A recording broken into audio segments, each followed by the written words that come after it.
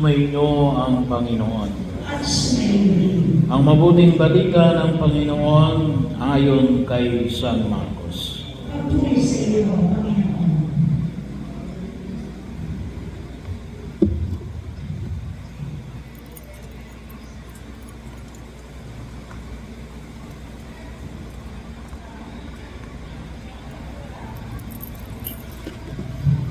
Noong panahon yun bumalik si Jesus sa Capernaum at kumalat ang balita na siya'y nasa kanyang tahanan.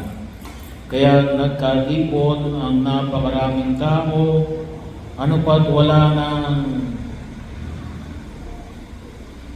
matayuan kahit sa labas ng pintuan. Samantalang nangangaral si Jesus, may dumating na isang paralitikong dala ng 4 katao.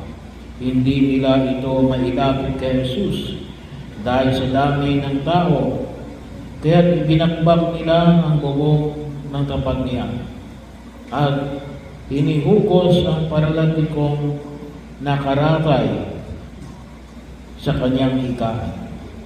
Nang makita ni Jesus kung gaano kalaki ang kanilang pananalig, sinabi niya sa paralitiko, "Anak, pinatatawad na ang mga kasalanan mo." May nakaupo roong ilang iskriba na nasa sa loob ng ganito. Bakit nagsalita ng ganito ang taong ito? Kalapastanganan sa Diyos. Iyan, hindi ba Diyos lamang ang makapagpapatawad ng mga kasalanan?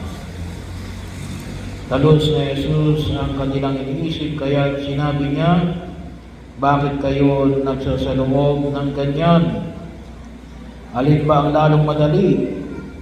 Ang sabihin sa paralitiko, pinatatawad na ang mga kasalanan mo, o ang sabihin, tumindig ka, dalhin mo ang iyong higaan at lumakad ka?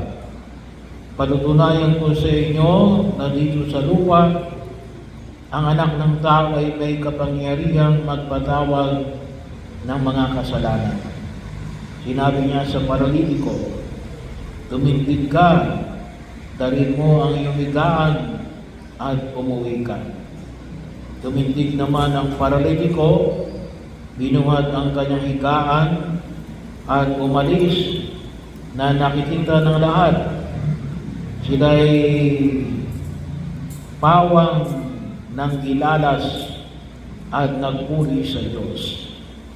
"Hindi pa kami nakakakita ng ganito," sabi nila.